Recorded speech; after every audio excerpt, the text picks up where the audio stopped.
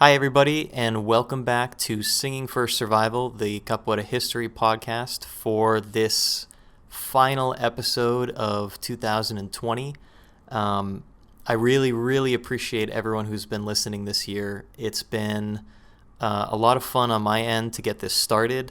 I've learned a whole lot about all the different people that we've covered so far, and we have plenty of subjects left to go over in 2021. So, again, thank you, and stay tuned for more that's coming. But the subject of today's episode is Manuel Pereira, better known as Besouro Manganga. Bizoru is one of, if not the most famous figure in Capoeira history, and for a lot of good reasons. Bizoru was so legendary in his fighting prowess that it was said both that he could shapeshift to escape capture and that he was mystically immune to all physical harm. He lived in a time when Capoeira was heavily persecuted and fought valiantly against that suppressive system to maintain his art and to protect his students. I've heard more Capoeira songs referencing Bizoru than any other Capoeira figure. And if you've been in Capoeira for any significant amount of time, you for sure have at least heard his name a few times. So, today, let's dig into the story of this legend, the music that relates to him, and what we can learn about the development of Capoeira in Bahia between the time of when slavery was abolished and when Mestre Bimba opened up his first academy. And with that, we begin the story of Besouro Manganga.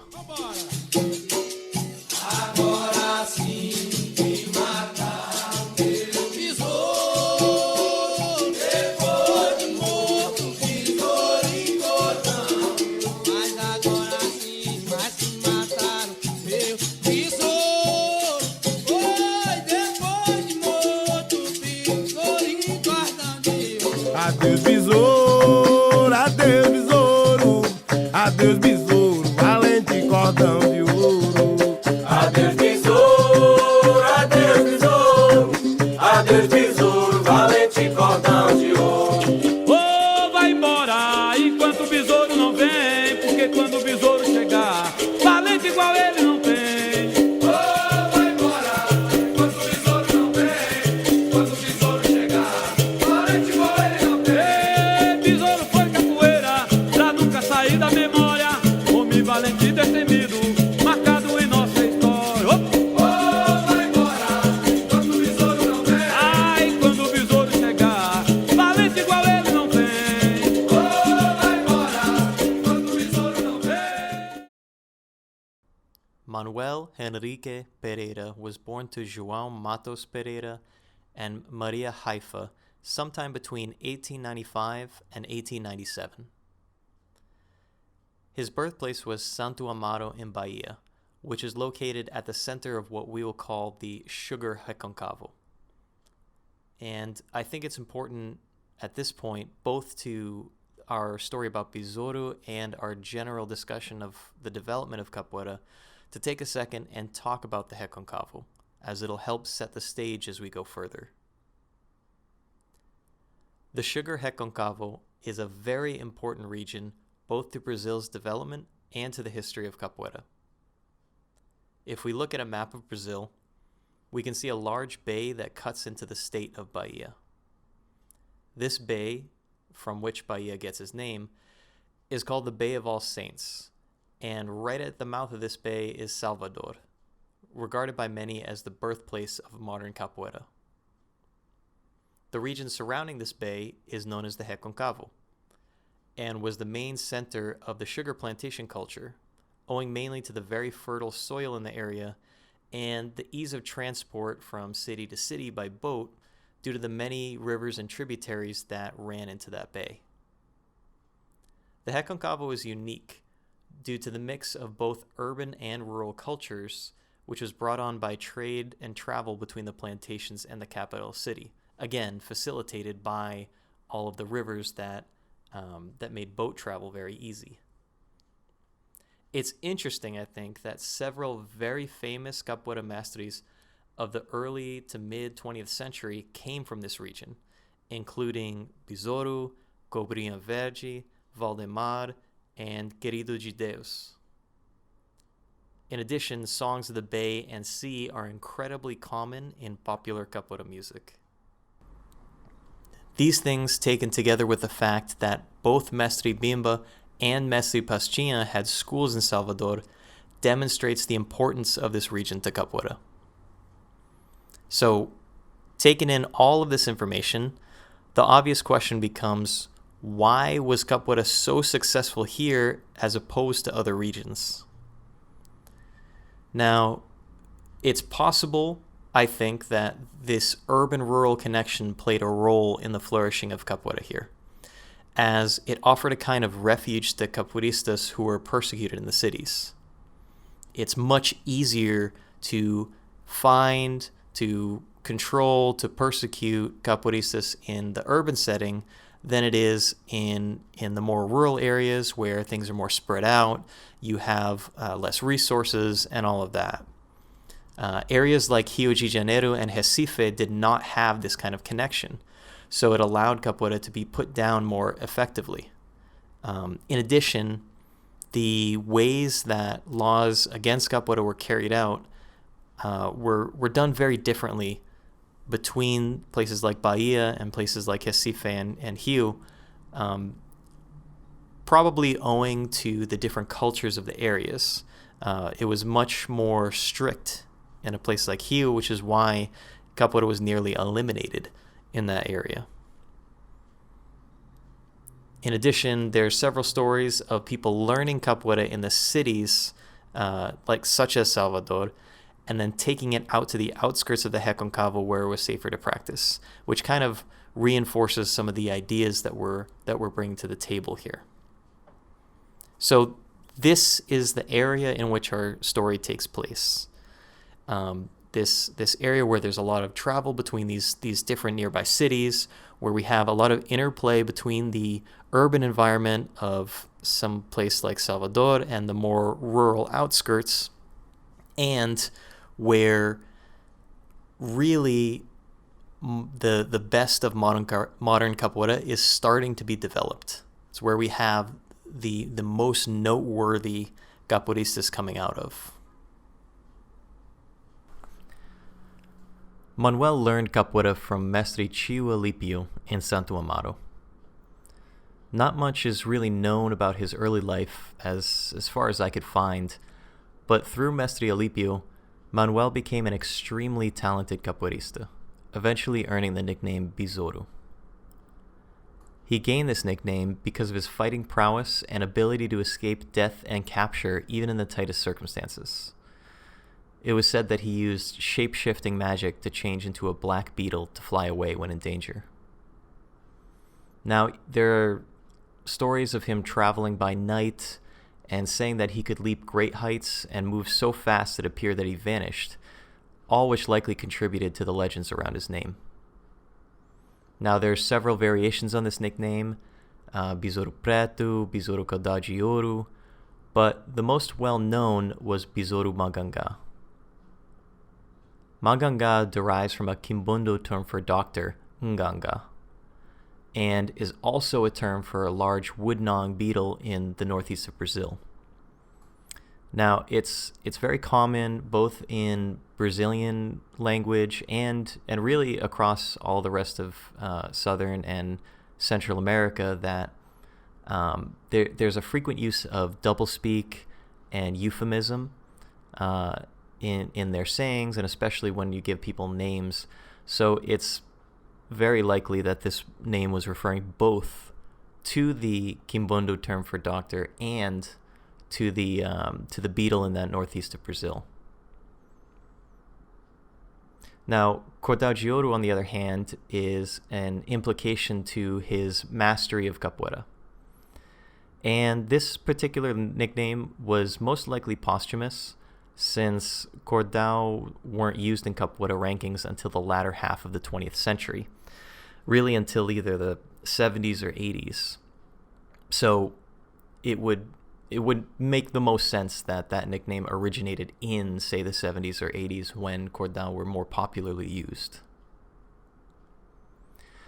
In addition to his great fighting prowess, Bizoru was said to have spiritual protections, referencing again back to the Manganga part of his name.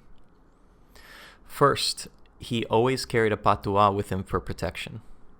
Patuás are commonly referenced in capoeira culture and music, and is essentially an amulet that's meant to protect the wearer from physical harm. In a similar vein, Bizoru was said to have been granted a closed body, something that we first talked about in the episode on Lampion. This is an enchantment related to Candomblé that would keep him safe from attacks from any weapon, really closely related to his use of a patuá. Now, to kind of understand this, I want to have a relatively brief aside on the relationship between capoeira and candomblé, especially in the development of the more modern form of capoeira we practice today. So first, capoeira and candomblé are not the same thing. They are very, very distinct from each other, and they do not have, for example, capoeira does not have the same religious or spiritual weight that a practice like candomblé has. But the two are inextricably tied to each other because of how they developed in Brazil in kind of the time period we're talking about now. So there are multiple important capoeira mestres in this time and after this time and probably before this time that were also important members of their local terreiro. Now, terreiro is the place of worship of the people that follow candomblé. And even just the word terreiro we see referenced in capoeira pretty frequently. So, because of these people that are both in capoeira and candomblé, a kind of interplay of those cultures is almost unavoidable. So in capoeira, we see many references to the different deities of candomblé called the orixás. We see also references to Catholic and Christian saints, like, for example, São Bento or Saint Benedict, that are hidden references to those candomblé deities. And we even see interplay of the music. So it's very likely that the use of atabaques in capoeira was directly influenced by candomblé. That drum was not used in capoeira from its start. Even when Mestre Bimba was starting his academy, he was really just using birimbaus and pandeiros. It was a significantly later addition that the atabaque came in. So all of this to say that candomblé and capoeira, while very distinct things, very distinct practices, they are very closely related to each other in that in this period of the development of capoeira, there's a lot of bleed over between the two cultures. And I think to really understand candomblé and what that practice means and what those references in capoeira are is going to take another episode and something we'll do in the next year. But I just wanted to set that background, which I think is important for really understanding all the aspects of the legend around Bizoru. So, legends of Bizoru's fighting prowess and otherworldly abilities spread pretty quickly through Santo Amaro, quickly making him a very popular figure among the common people, and most importantly, in the underground capoeira community. Now, having set the stage, and before we really get into Bizoru's life and actions that are brought out in his legends, I want to take a quick break for the music selection of this week. This was really hard to pick a single song on Bizoru because there's so many, but I have one for you that I really like, so let's have a listen. Quebrou pra São Caetano, caso que sucedeu. Besouro de Manganga que trabalhou e não recebeu. Não queria estar não, na pele do patrão. Nem ver o que Besouro faz com a cabeça, os pés e as mãos. Cordão de ouro é Besouro Manganga. Cordão de ouro é Besouro Manganga. Cordão de ouro é Besouro Manganga. Cordão de ouro é Besouro Manganga. fazenda Maracangalha teve um dia de azar. Teve a morte encomendada por um tal de Baltazar. Foi por uma desavença na usina que trabalhou. Doutor Zeca mandou uma carta pra que se matasse o portador. Cordão de ouro é Besouro Manganga. Cordão de ouro é Bizouro Manganga. Oh, cordão de ouro é Besouro Manganga. Cordão de ouro é Bizouro Manganga. Ah, cordão de ouro é Besouro Manganga. Cordão de ouro é Bizouro Manganga. This song is written by Mestre Marquinho Coreba, part of Capoeira Gerais and one of the really great modern songwriters in Capoeira today. He's written several history-rich Capoeira songs that I highly, highly encourage you all to check out. This is really my favorite kind of historical Capoeira music that really explicitly and descriptively talks about historical events or historical ideas in Capoeira. There's a lot of Capoeira songs that, while they do talk about history, they talk about it in a kind of euphemistic way, which is a very like Brazilian culture way to talk about it. But it's nice to really get this rich descriptive language about this historical figure and the events surrounding his life. So the first verse refers to one very famous story about Bizoru when he worked in a mill. Though slavery was abolished at this point and had been for multiple decades, the foreman there acted like he would have under slavery and often tried to trick the workers out of their pay. On one occasion, he did this to Bizoru. So Bizoru waited until that night, snuck into the foreman's bedroom, and beat him senseless until he got his pay. The second verse talks about the story of Bizoru's death, but let's not get too far ahead of ourselves here and get back to where we left off in the story of Bizoru's life.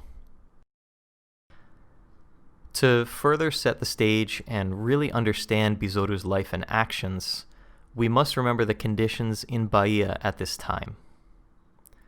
Slavery had only recently been abolished in 1888, and capoeira was now explicitly illegal.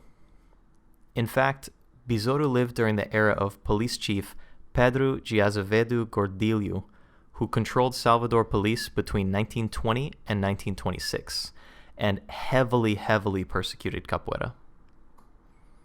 He was known to order cavalry squadron attacks on capoeira rodas wherever found, and this is likely where we get the stories of the police dragging capoeiristas by horse from the roda to the police station. Now, this naturally caused a lot of antagonism between the capoeiristas and the police, and Bizoru was no exception. In fact, Bizoru's encounters with the police are a huge part of his legend, as he went to great lengths to humiliate them. He was known to attack police who arrested his friends, defeat entire patrols, and to steal police weapons to return later to the police station. In one story, Bizoru took a soldier hostage and forced him to drink cachaça until he was sick. The soldier went back to his barracks, told where Bizoru was, and 10 soldiers went to get him, dead or alive.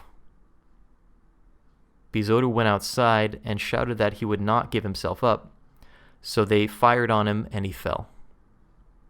When they went to confirm he was dead, he got up, kicked himself free, and made his escape.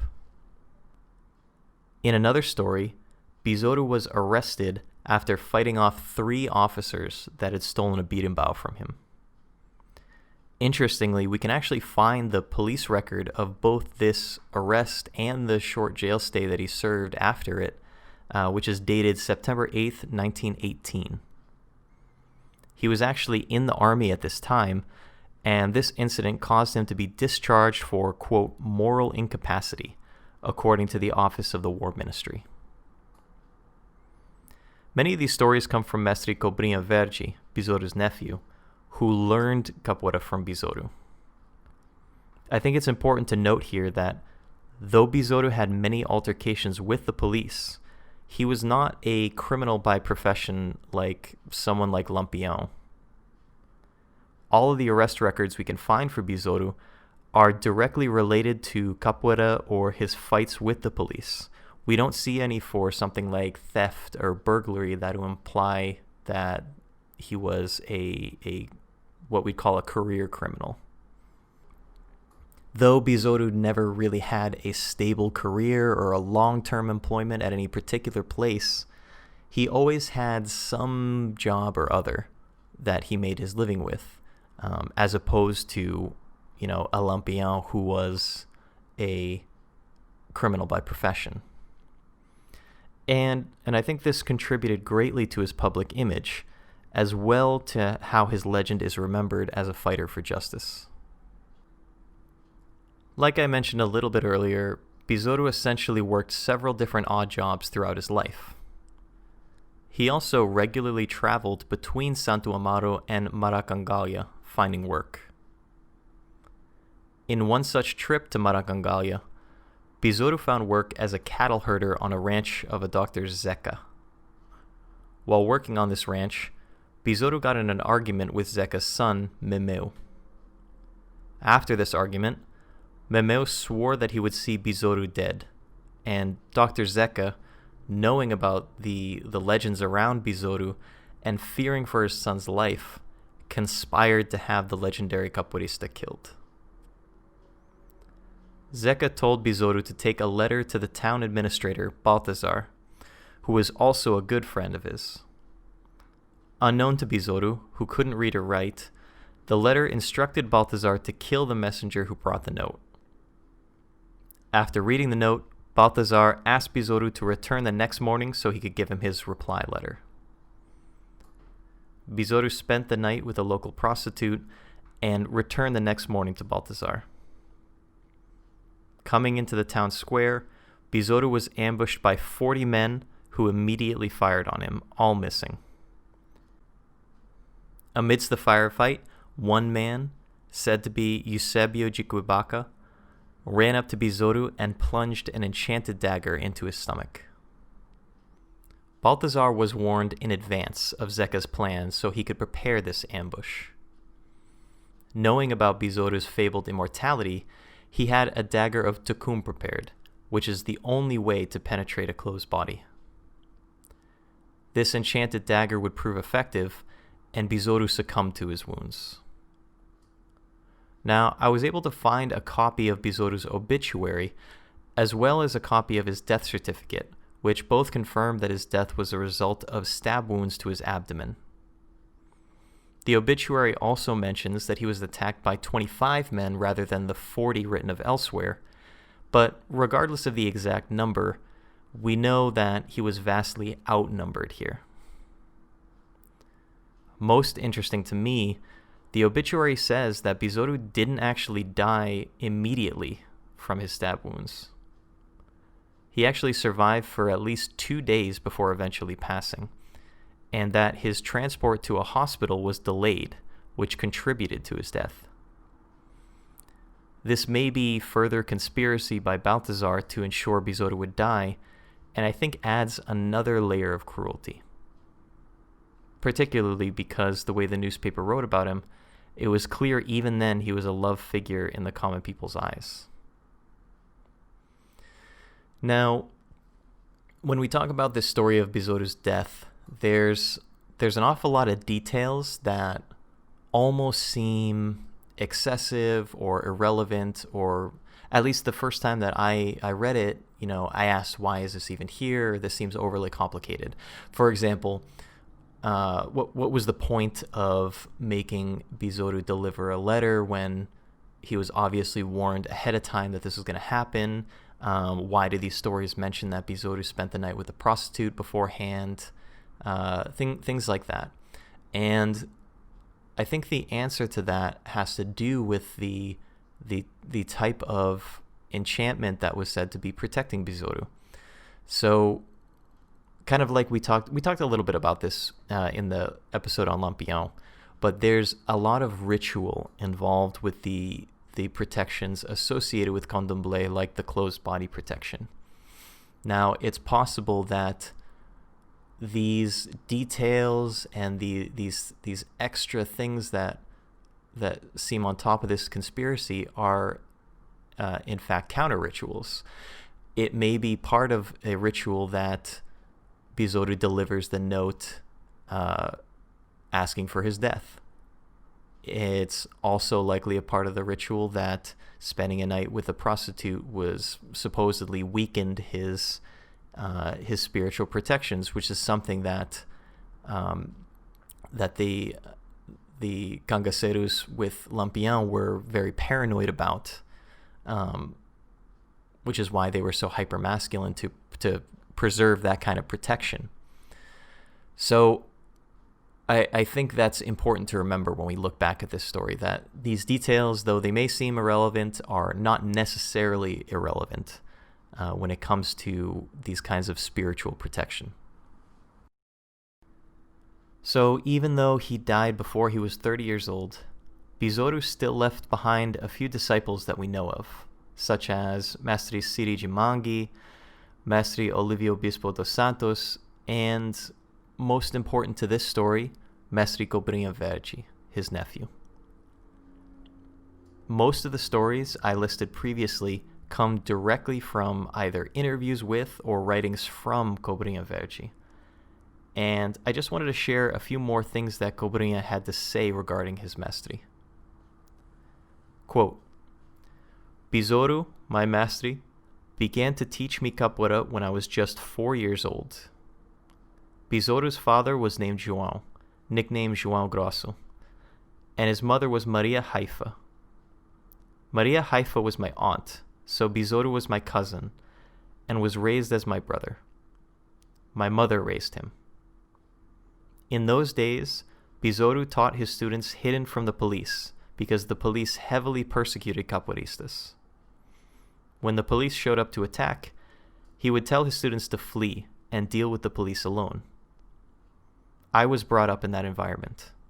My true mestre was Bizoru, but I learned from many mestres in Santo Amaro. End quote. And one more, quote, it was Bizoru himself, my mestre, who gave me my nickname Cobrinha Verde, because I was very quick. I was so fast that one day he put me in a room and threw knives at me to see if I could defend myself. I caught the knives twice.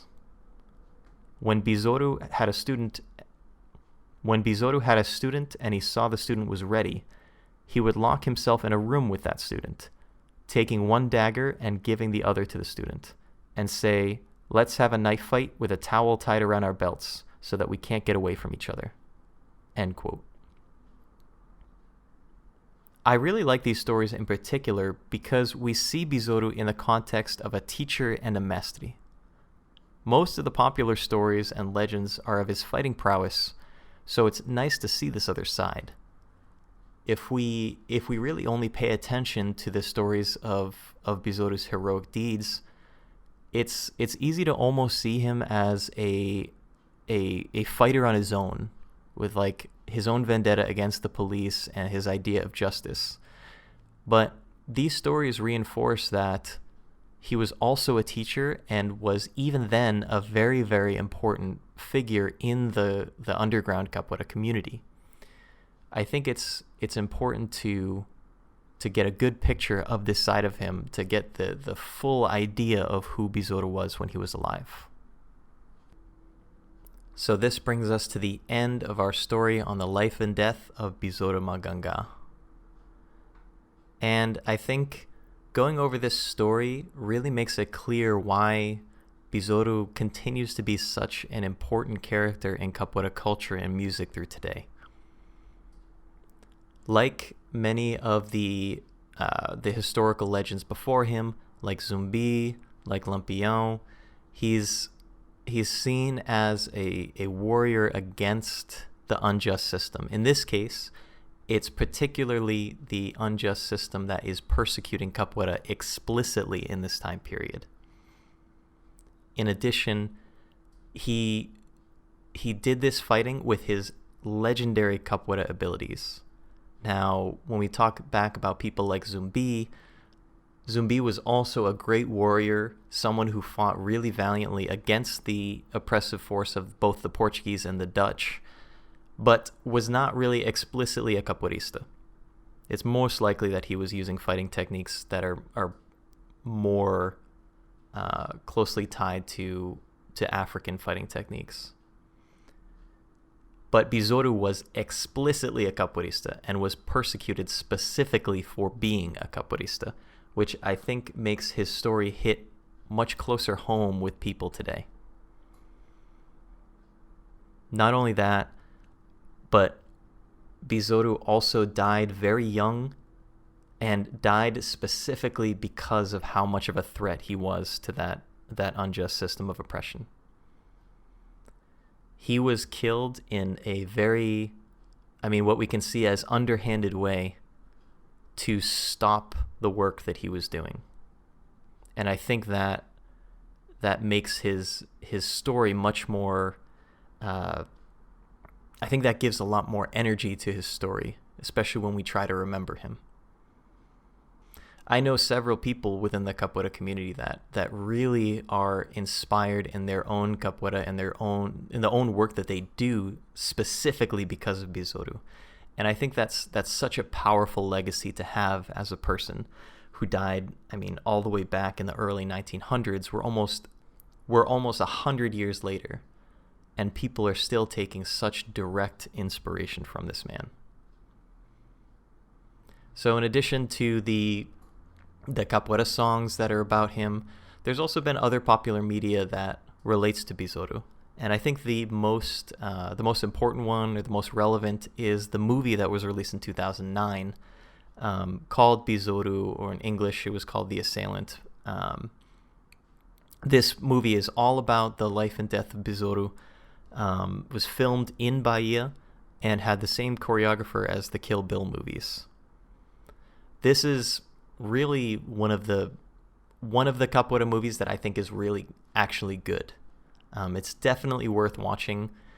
Its inclusion of the orishas is really, really cool. There's a lot of good capoeira choreography, and it does a really good job of telling the story. That being said, if you don't speak Portuguese, please, please, please do not watch the dubbed version. Watch it in Portuguese with subtitles. The decisions they made in the dub version, like giving the Portuguese southern accents and translating some of the movement names in a really ham-fisted way, it's really disengaging to me. So if you can find the Portuguese version with English subtitles, definitely watch that one. But another detail from that movie I just want to mention, in that movie, Mestre Tio Alipio is killed, and that kind of sparks a lot of Bizoru's antagonism against the police. And I haven't been able to find any other references of Tio Alipio being killed in this way outside of that movie. So if anyone has any information on that or can tell me more, please send me a message. I just kind of want to resolve if that is something that's just made up for narrative purposes in the movie, or if it's something that actually happened. So I hope you learned a little bit more about Bizoru than you already knew from this episode. This is an episode I've been kind of waiting to do for a while. Bizoru is such an important person in capoeira history. It's something that I wanted to spend a lot of time with and make sure I really understood before putting this episode out. But I really enjoyed the reading that I did for this, especially finding the primary documents, like the newspaper articles talking about his death, the death certificate, and even some of the police records. It's really, really cool to see the actual written primary documents from that time. That's kind of the advantage of looking at figures like Bizoru, like Madame Sata, who were alive not too long ago. So there's pictures and documents that you can look back at to see that slice of history. So this was really fun for me, and I hope it was the same for you. But as always, if you have any questions about anything that we talked about today, if you have any other stories about Bizoru that I didn't include, or if you think that I got anything wrong here, please feel free to send me a message. I'll include my email in the episode description. I'm not the authority on this. This is something that has to be a community effort in order for us to really understand the history. So I'm always willing to make additions and corrections if I get anything wrong. So please send me any messages with anything you have. And that brings to an end our last episode of the year. So thank you again, everyone who's been listening, everyone who has sent me messages throughout the year. It's been a really incredible time going through this series already so far. I've gotten a lot of good responses, and it's been really cool just to get questions from people and comments like all over the world. And that has led me to learn a whole lot more and to ask more questions that I hadn't even thought of asking up until this point. So really, really thank you, everyone. I have a lot planned for 2021. There's a lot more people I want to talk about. There's more just subjects I want to talk about. So please stay tuned. Share the podcast with your friends and your training partners so we can learn as much as possible. So thank you again. I hope you've all had a great holiday season. Have a great Happy New Year. And this is Desconfiado signing out on 2020.